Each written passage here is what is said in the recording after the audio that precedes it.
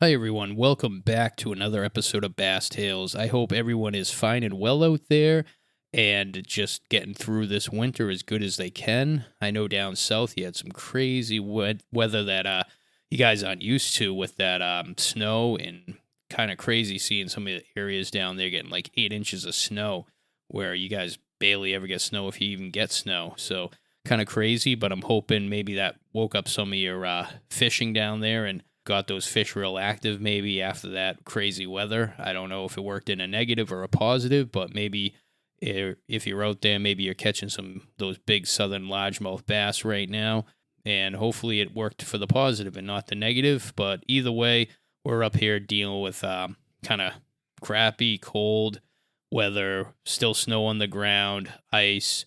Buddy of mine actually bought some ice fishing gear. I haven't ice fished in a few years. We might even go out and try to do that because it's been a while since it's been cold enough actually to get out there and ice fishing. But yeah, it's been miserable trying to deal with it like everyone else, and really just want to see spring get here soon so we can just get out there and get some real fishing in and get out on the water because ice fishing isn't my favorite thing to do. I've had some good luck with it in the past, but just sitting out in the cold, freezing weather doesn't sound like too much fun to me.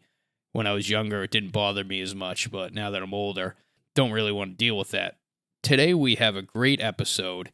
It is called How Berkley Powerbait Changed Trout and Bass Fishing Forever. Anyone that's been an angler for a while has heard about powerbait. Basically, it started with the powerbait trout dough. It basically revolutionized trout fishing by making a bait that was more effective and convenient and easier to use than dealing with live bait and all the issues involved with live bait. And at the time, salmon eggs were more popular, and it was more effective than salmon eggs that came out earlier and were very popular in the 1970s and early 80s. Today, we're going to talk about how it came to be and the story behind it. And then also, I'm going to talk about what I think about the power bait, soft baits, and also the power bait dough for trout and bass, and give you my take on it because I've used it both, and I want to give you what I think of it. It all starts in 1937 with Berkley Bedell. He was known as Burke. He was 16 years old and an angler during the Depression era. He started tying flies in his bedroom with materials from his dog and chickens and other wild animals, just as a side hustle to make some extra money. And his flies were actually quite popular. He started selling them for a few pennies at local bait shops and the tourists that came to fish. Then he took $50 from his other part-time job as a newspaper boy and placed an ad in Sports Afield, a popular outdoor magazine at that time.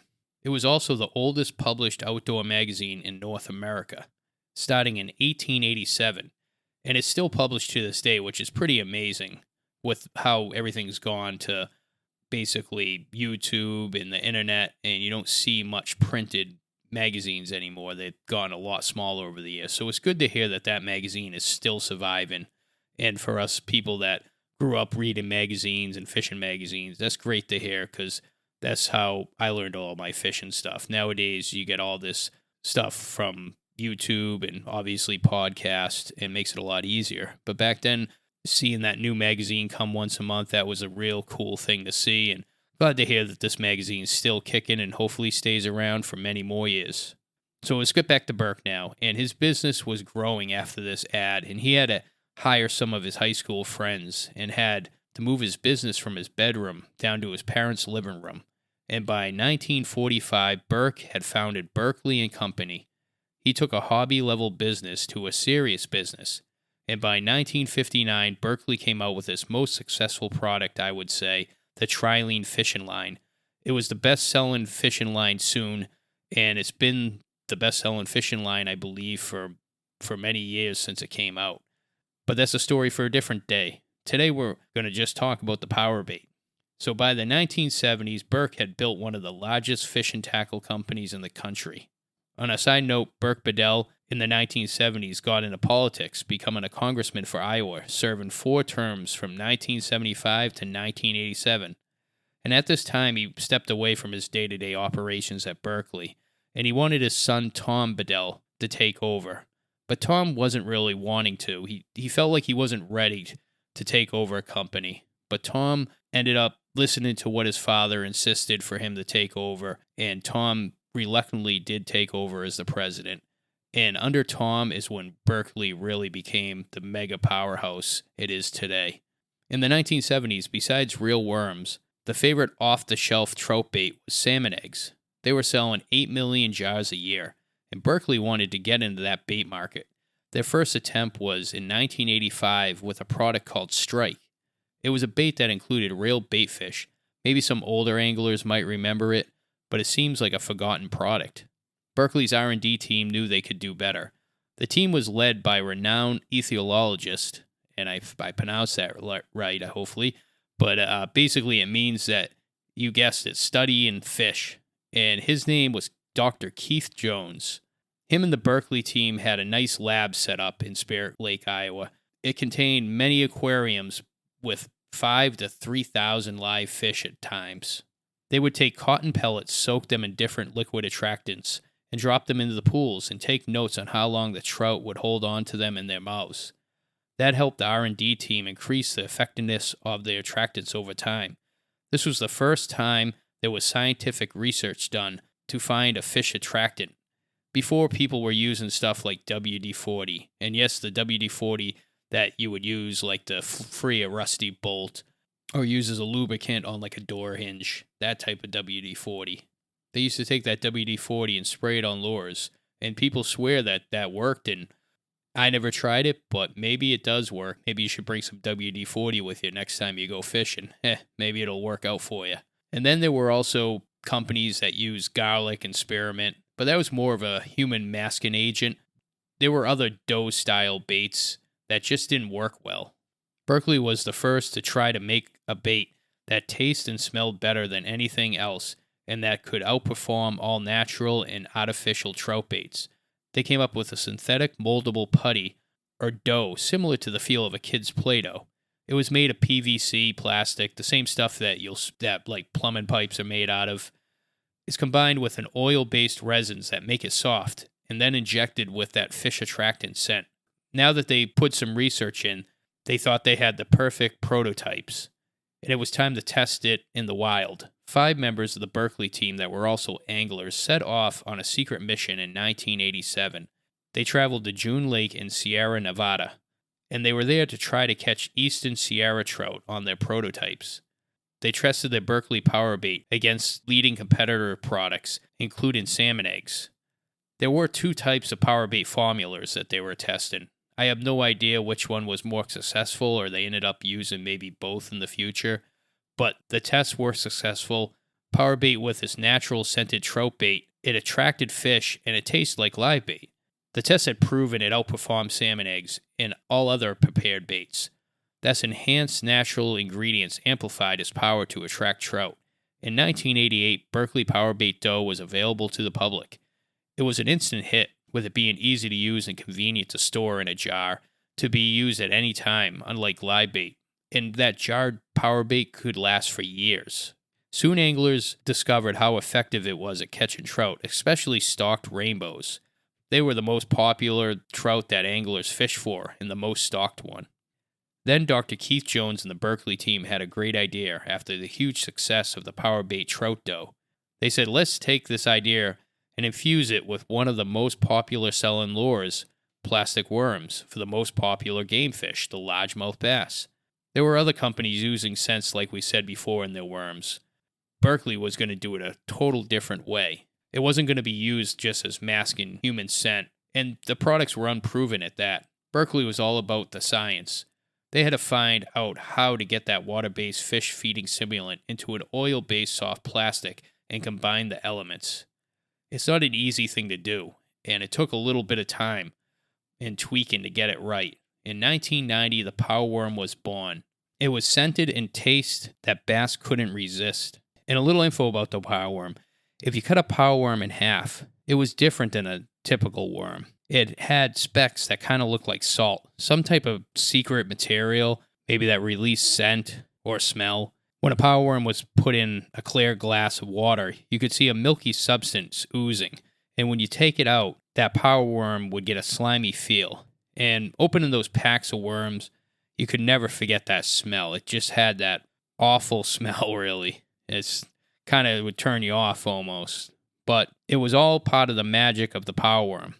So the fish could smell and taste the worm, and they would hold on to it much longer than a regular rubber worm, which gave the angler more time for the hook set. And a little separate story here. I can't remember if it was an editor for a magazine or author, or maybe it was like a pro fisherman, but I read an article about someone that got to tour the highly top secret Berkeley labs, and they got to see how they would put different materials into the fish tank, like those cotton balls with different scents, and the largemouth bass would hold on to it.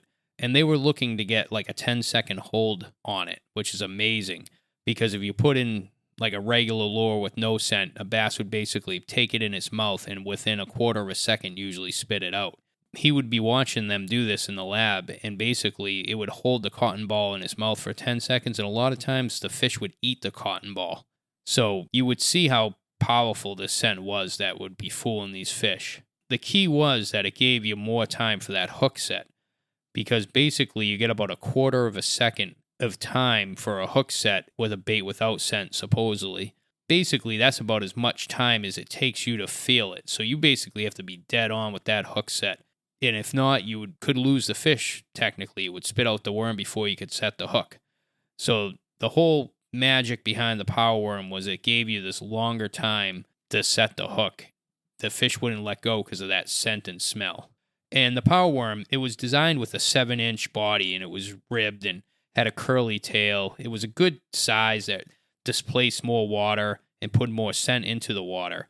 When a fish bites, the bigger size gives off more of that taste. And it was a great designed worm, and it's still the one they make today.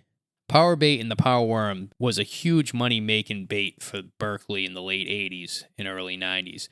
And they still are today. I still remember seeing the ads when I was a kid during the fishing shows. I think it went fish bite and they don't let go. I believe that's how it went. I think they were the best-selling plastic worm of the 90s, until obviously the Cinco came out, of course. So in the early 90s, Berkley was living large with these new products, and they were doing really well. And Burke Bedell was done, actually, as a politician. And I don't know if he was back into the business end of it that much, but in his free time, he was approached by an amateur angler, and he had an idea to use a lure material similar to power bait, but made with a water-based resin that would soak up and release more scent. So Burke went to the board with his idea. His son Tom was still president at the time, and he liked the idea, and he wanted to make something that would be environmentally friendly and would break down and be biodegradable. And Burke says that he learned that the chemist over at Berkeley initially poo-pooed the idea, but he took some of the prototype lures and fished them in Minnesota with spectacular results. He went back and insisted they produce this new lure.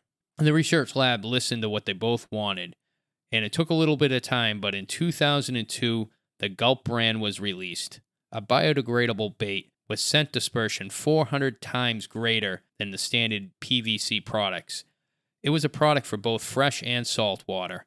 It's a bait that's usable everywhere. And then more recently, in 2017, Berkley re-released the power bait as a max scent, and it's designed to release a supercharged scent field. And you have to say Berkley might have the best research and development department out of all tackle manufacturers. Their breakthrough with the power bait is proof of that. Berkley produces an average of 13,000 jars of trout power bait dough a day. And on a side note, the number one color is actually rainbow glitter. And I don't know if it works any better than the other ones, but I think that's one that maybe just sells because it's real pretty. Like they say that baits are designed to catch anglers, not really catch fish, which is kind of a running joke. That might be why that's the best selling one. Now they have all types of power baits for trout, as well as garlic, glow in the dark, eggs, nuggets. They have mice tails, which are like grubs, honeyworms that kind of look like a natural insect larvae. They have it with glitter or without glitter, in almost every color you can imagine. They also make power bait, not just for trout and bass, but many other game fish. And each scent is slightly different for each species. Now I'm going to tell you what I think about power bait, and also how and when I use it. And I'll start with the trout first. But the funny thing is, actually, I'm going to talk about sunfish. I bought it when it first came out. I was probably around like 7 or 8, maybe 9. And would fish for sunfish off docks as a kid. And I was probably doing that for years, probably since I was about 5. And I would add like a Wonder Bread or like a white bread to a small hook and catch sunfish. A lot of people do that. Some people add like pieces of hot dog. That's another trick. So if you ever take a kid out, you don't feel like picking up any type of bait, good old hot dog or some white bread will work to catch sunfish. But back to my story. So my father took me to a local tackle shop, and I remember seeing the Trout Powerbait dough. I bought it thinking maybe this will work for sunfish. And guess what? It worked damn well. It worked a lot better than the white bread. It'll also work on sunfish if you're out there just trying to catch something off a dock as well. Now, let's talk about modern times. Fast forward here. And I have kids of my own now, and both of them actually caught their first fish on Powerbait trout dough. Jenny caught her first rainbow trout when she was like 5, and Madeline around the same age. She caught a small, I believe it was like a white perch or a white bass, and it was real small, but I remember that. And I've been a few places, and my kids seem to always outfish others with worms, shiners, and lures. I remember we were at this campground pond, and Madeline was about 5. This is probably only like the second or third time she ever fished. And I rigged her up some power bait. And this was a little pond in this campground stocked with rainbows. And sure enough, she ended up catching about 10 fish that day. And other people were there, other kids were there fishing with shiners and worms and probably some lures. And I wasn't seeing them catch too much. She definitely outfished everyone at the pond in those few hours we were there. I was even using like a Castmaster or something like that, and I think I only caught 2 that day. And she was out catching me with that power bait on her little princess rod she had. And I'll talk a little bit about how I rig it, and I'm not going to get into details too much on it because in a past episode, how to catch stocked trout in a pond or lake, and you can look back at that. I think it was like 3 or 4 episodes ago, and I explained like how to rig up the power bait and stuff. So I'm not going to go too much in the details. I'll just tell you the technique I used. And basically, you want to use a slip sinker rig. And it's basically similar if you're familiar with like a Carolina rig. It's kind of similar to that with bass fishing.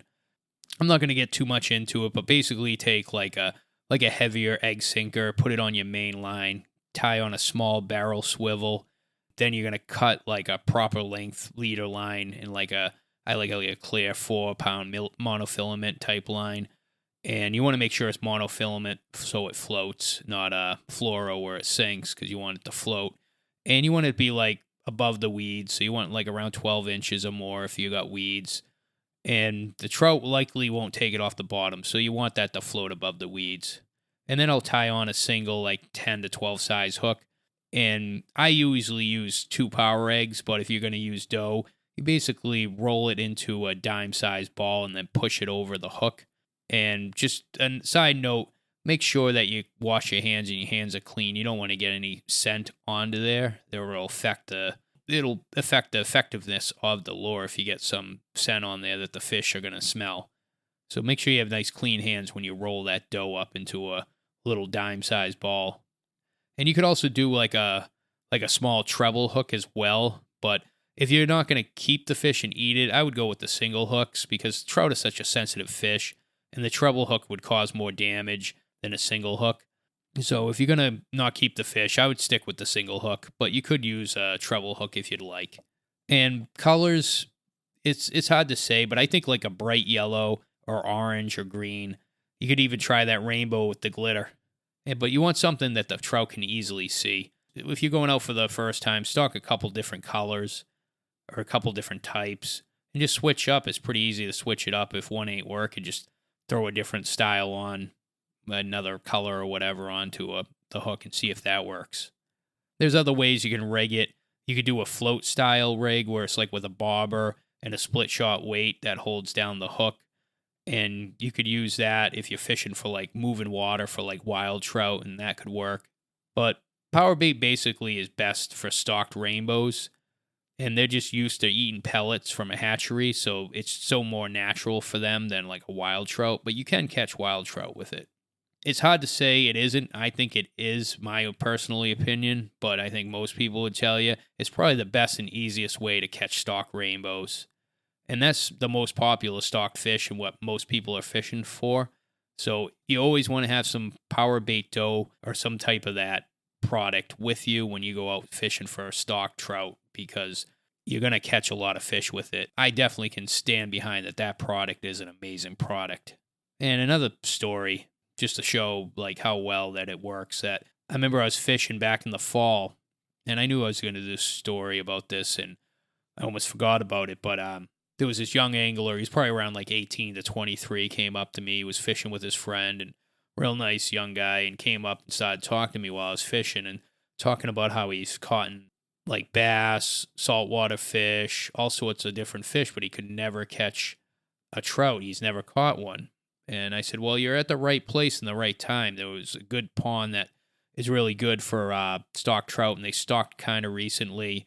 It was a good time of day. That like 3 o'clock time is from the hatchery. They're used to that feeding time. And he was there at the right time. And he was kind of bummed out because they went to try to get worms or shiners or something. They were going to get a live bait, he said, but the place was closed because I believe it was a Sunday and it was later in the day and it was closed. So he was kind of bummed out. And I was like, well, what have you used in the past? Why haven't you had luck? And he basically said everything, including power bait, and never caught a trout on any of them. So I said, well, you're at the right spot, right time, so give it a try. I didn't actually tell him to use the power bait, or maybe I did, I can't remember. But he ended up putting the power bait on, and he was using a nugget style, I believe, like a yellow or orange nugget style. Sure enough, about 45, maybe 30 minutes in, he hooked up on a trout. And luckily, I was standing right near him, and I let him use my net because he didn't have a net with him, so it would have been a bummer to see him lose it and not land it. But he ended up landing it, and he got some pitches with the fish, so it was pretty neat to see this young gentleman actually catch his first trout, which is pretty neat to see. And I don't even think I caught anything that day, so I was just happy to. I'd rather see someone like that catch their first fish than me catch anything. So I was very happy to see that, and it's just another thing to prove how good that power bait for trout works. And now I'll talk a little bit about the power bait, soft baits for like bass fishing. I remember being around, I think 11 or 12 when the power bait worms came out. And I remember buying it was a bag of black ones, and I Texas rigged it up. And I remember catching a lot of largemouth bass with it.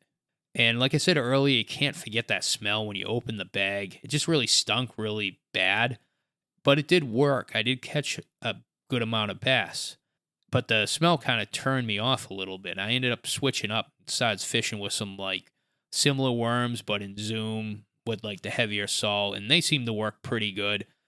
I don't think they were any worse or maybe not any better either than the power bait worms, but I kind of got away from the power bait because I was turned off a little bit by the way that worm did get slimy and smelt. And there's people that say that the newer stuff is changed and it's not as good as the old stuff. And I'm not 100% sure on that. They say that the power bait worm's exactly the same as it was. So did it change? I don't know. I didn't have enough time in it recently. I've used power bait here and there, but not enough that I would say it outperforms any other soft baits that I've used over the last few years. I definitely have to do more research before I'd recommend them over any other type of soft bait. And some people say they are better, and others say there's no difference. But the way I look at it is, if they were that much better than any other soft bait, wouldn't every pro angler just fish Berkley Powerbait, if you think about it? Because they have money on the line. But I know they have sponsorships and stuff, but wouldn't they, if there was that much of advantage to one type of lure, if money was on the line and I knew Powerbait was going to outfish Zoom or Gary Yamato, I would definitely have that on the line if money's on the line and it's my career. So that's where it comes down to it. I don't think it's any better than any other soft bait, but in certain situations it might be. I mostly fish clear water. Bass are more visual hunters. They do use scent and other things like they hear and they feel motion. I think their number one thing is vision, and that's how they hunt. I think when it comes down to it, maybe it will make a big difference in like stained or murky waters. The scent might make a big difference where it would help out. You catch some fish that you wouldn't, because the bass might not have as good a vision of tracking that bait down, but it might pick up on the scent. And then I also remember the story of, I believe it was a pro angler, and he was trying to catch this one big bass off a bed at a tournament, and the fish just kept ignoring this bait. And after much time and tries, he ended up kind of giving up on what he was throwing. And I can't remember what, if it was just a regular soft bait or what, but then he ended up switching to, I believe it was a power bait, soft bait, or he maybe used a bottle of like the power bait scent that he put on the lure that he had. Either way, he ended up putting that lure back on that bed, the one with the scent on it, and on the first cast caught that big bass. So there is situations where I think the power bait is definitely a better pick than something that doesn't have that scent or taste. Like I said, I can't fully recommend it, but I would definitely keep a few bags in your tackle box or on your boat. I would bring it with you for certain situations. If you're in your situation maybe where the water got real muddy from rainstorms or something like that, and the vision isn't very good, or during the spawning season, if they're on beds, it might be a situation where you could have those. So it's definitely a tool you want in your tackle box. Does it outperform other baits? I don't know. I think when it comes down to it, I don't think it performs any better in normal situations. I'll have to do more research myself and let you know. It's hard to say because Berkley had done a lot of research on its own, and they really stand behind it, and they have science that proves it. So it's hard to debate that the power bait soft baits aren't better than any other soft bait out there. It's definitely not worse. And now I want to tell you, I usually do the news at the beginning, but before I ended the show, I wanted to talk about this little news article I read back in the fall, and I've been kind of holding on to this one. You might have heard this before. Grant Benz of Virginia caught the new state record in Virginia for rainbow trout, and this has to go a little bit with the power bait story, and let's just get right into it. And he caught it out of Spring Creek back on June 9th of 2024. Virginia Department of Wildlife just confirmed it, and I think I read this article from Outdoor World or something, and I read it back in like November. It's a very interesting story. He hooked this fish 3 separate times. He fished on a private property with permission from the landowner, which he was kind of friends with, and he first hooked up with this fish on the prior day on June 8th, and he was fishing with a Berkley gulp minnow. And Grant saw this huge fish in a deep pool of flat water just outside the rapids. He ended up casting to it with this gulp minnow where he hooked up with the fish. And after a 5-minute fight, and just before he could net it, the jig hook bent. And he was very disappointed, but he didn't give up. He was estimating that fish to be about 10 pounds, and he figured the fish wasn't going anywhere being in that small watershed. So he went home to try again the next morning with heavier suited gear to catch that massive fish. So the next day, Grant headed out with a heavier suited gear with braided line, and he ended up bringing a night crawler this time. And he ended up hooking again up with this giant, but his line frayed and snapped. He got even a better look at the fish this time, estimating the weight around 12 pounds. Again, Grant didn't give up. He decided to let the fish settle down. He took an hour break and had coffee with the landowner, and then he went back to give it another try. And again, he hooked up with this colossal fish, but finally he landed it. It measured 33 inches long and 19.5 inches wide. He weighed it on his scale at 14 pounds 12 ounces. Grant was amazed by the size of this rainbow trout. On the way home, he realized the trout in his cooler might be the new Virginia state record. He stopped to take a peek at his phone, and he was sure enough that it looked like he might have the record in his cooler. So he stopped at a local market to check it on a certified scale to get the weight. And then he had a DWR employee come down to verify it. The next day, he headed over to the DWR office to complete the paperwork and get the official fish inspection. He had beat the previous state record by 5 ounces. So congrats to Grant Benz for his record rainbow trout of 14 pounds 12 ounces, new Virginia state record. So that's our stories for today, everyone. I hope you enjoyed the show.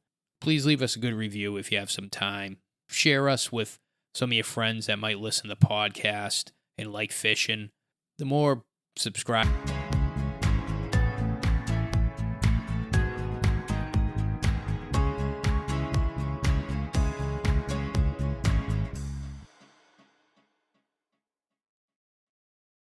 we get, it always works better for us.